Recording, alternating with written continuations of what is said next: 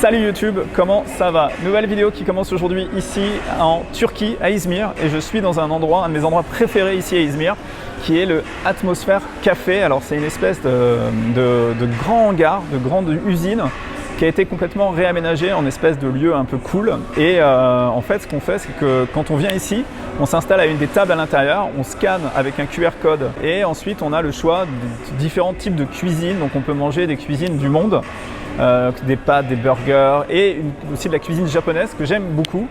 Et donc ici par exemple ce midi j'ai mangé un curry au poulet et c'était vraiment magnifique. Donc c'est un endroit que j'aime beaucoup ici à Izmir et que je vous recommande si vous décidez de venir en Turquie à Izmir.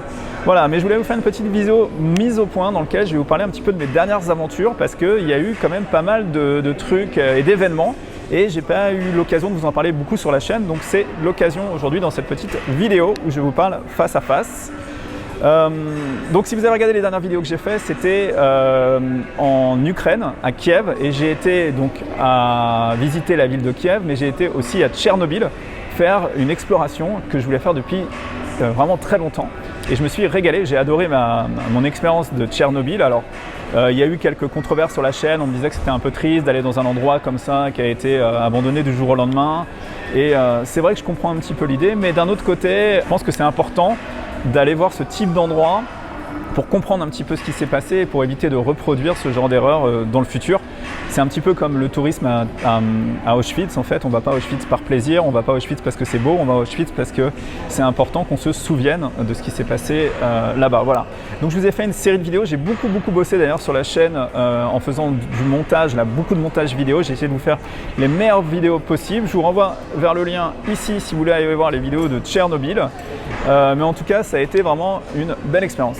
Donc, j'étais à Tchernobyl, je suis revenu à Kiev, j'ai dormi dans mon capsule hôtel. Je vous envoie aussi sur le lien si vous voulez voir à quoi ressemble un capsule hôtel. Et ensuite, retour en France, puisque finalement, le voyage à Kiev, c'était dans le but de retourner en France en faisant une escale. Voilà, c'était un transfert de quelques jours. Et donc, je retourne en France, je revois ma famille, mes parents, et au bout de quelques jours, je me sens un peu enrhumé, un peu malade. Et là, je me dis, bon, c'est pas très grave, et puis un jour, et puis 2 jours.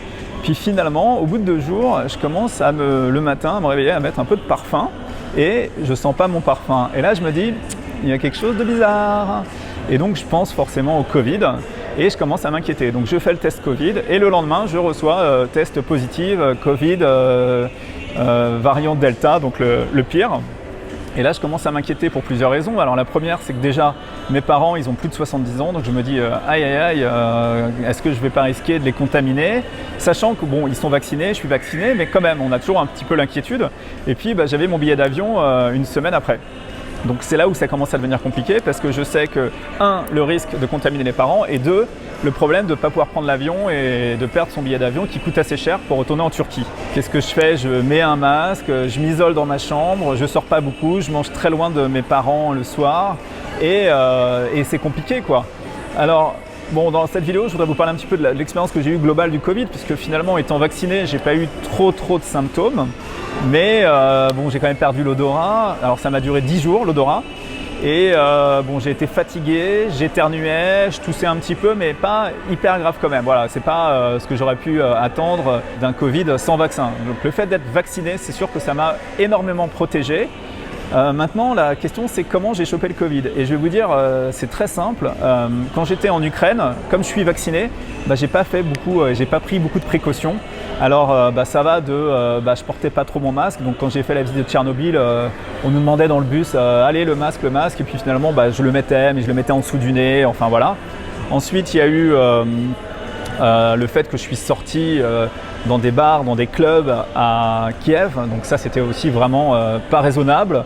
Bien sûr, sans le masque, j'ai bu, j'ai fait la fête. J'ai été en auberge de jeunesse avec d'autres personnes comme ça et puis on portait pas son masque. Donc en fait, il y a quand même de grosses chances comme ça de choper le Covid. Et c'est vrai que j'ai pas pensé à me protéger, sachant que les pays de l'Est et notamment l'Ukraine, la Russie sont des pays où il y a beaucoup de recrudescence de Covid. Donc j'aurais dû quand même m'attendre à ce que ça m'arrive. Et c'est vrai que j'ai pas pensé en me disant je suis vacciné, rien peut m'arriver. Rien peut m'arriver, oui et non, parce que quand même, il y a eu quelques conséquences. Donc le fait que je perde l'odorat, le fait que je sois malade et le fait que je risque de contaminer mes parents, qui finalement, alors c'est ça aussi le déroulement de l'histoire, c'est que ma mère n'a pas été contaminée alors qu'elle a bu derrière ma bouteille, en plus le truc complètement débile, elle a bu derrière ma bouteille un soir et par contre mon père l'a chopé mais très peu de symptômes. Et c'est vrai que moi je suis rentré dans une espèce de psychose en me disant à cause de moi, à cause de mes conneries, il risque de mourir. Enfin voilà, il y a eu toute cette période de 15 jours où ça a été hyper anxiogène et que je me suis vraiment posé 10 000 questions. Ensuite il y a eu la question du billet d'avion parce que finalement c'était compliqué de retourner en Turquie en étant malade et finalement je me suis fait tester avant de partir et j'ai pu prendre l'avion et puis j'ai pu retourner en Turquie. Alors de façon globale, mon expérience du Covid, c'est que en étant vacciné, j'ai réduit énormément les symptômes, les risques.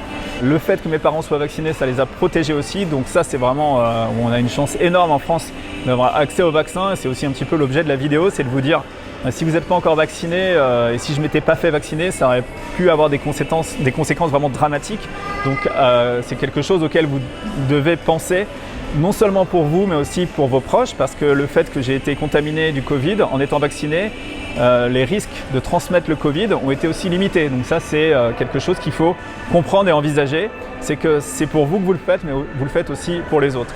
Ensuite, je voulais vous parler un petit peu de l'assurance maladie parce que la prise en charge, elle est vraiment exceptionnelle.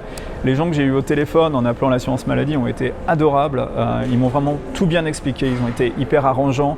Ils m'ont proposé de faire venir des gens pour m'aider à faire mes courses. C'est vrai que la prise en charge du début jusqu'à la fin avec l'assurance maladie a été exceptionnelle. Ils ont été vraiment très gentils, très patients au téléphone. Hyper accessible, on pouvait les appeler le week-end. Ensuite, ils m'ont proposé à plusieurs reprises si j'avais besoin d'une assistance pour mes courses, de faire venir une infirmière pour faire des prélèvements, des tout. Vraiment, rien à dire à ce niveau-là. Je pense qu'on a beaucoup de chance en France, 1, de pouvoir se faire vacciner, 2, d'avoir accès à l'assurance maladie. Et c'est vrai que quand on va dans d'autres pays, on s'en rend compte. Et que quand on est en France, on ne s'en rend pas forcément compte. Un grand merci à l'assurance maladie, en tout cas pour leur prise en charge, leur réactivité. Et ouais, c'est vrai que ça fait plaisir. Et donc une fois que j'ai eu le Covid et que je me suis rétabli, je suis revenu donc en Turquie. J'ai eu j'ai pu reprendre l'avion en étant négatif.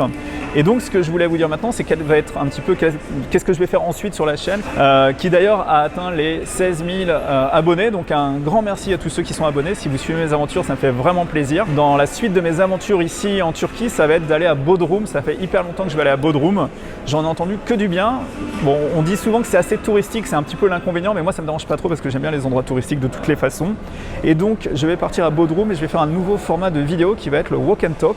Donc l'idée ça va être de prendre une caméra et de marcher pendant 20 minutes dans la ville et de vous raconter un petit peu de ce que j'ai découvert dans la ville, de ce que j'ai vu, de ce que j'ai fait et vous donner quelques petits conseils. Donc le walk and talk ça va être filmé avec le DJI Pocket 2 que j'ai aussi utilisé d'ailleurs à Tchernobyl. Alors le DJI Pocket 2, il est petit, il est compact, il est hyper bien stabilisé. Et quand j'étais à Tchernobyl, je me suis rendu compte que c'était très pratique. J'ai vu que DJI avait d'ailleurs sorti le DJI Action 2 qui à mon avis n'est pas vraiment une très très bonne caméra et que je ne vous recommande pas beaucoup parce qu'il n'y a pas beaucoup finalement d'évolution par rapport au premier, si ce n'est la modularité, les deux écrans qu'on peut, l'écran avant, l'écran arrière qu'on peut combiner. Mais en termes de qualité d'image et de capteur, il n'y a pas véritablement de grande évolution. Donc je trouve que c'est un peu dommage. Ils auraient pu essayer de mettre un capteur 1 pouce, un truc plus sensible à la lumière et finalement on est un peu sur l'équivalent de ce qu'on avait dans le capteur d'avant en étant un peu meilleur. Voilà. Concernant le drone, j'utilise toujours mon DJI Mini 2. Alors j'en suis hyper content. Je vous renvoie ici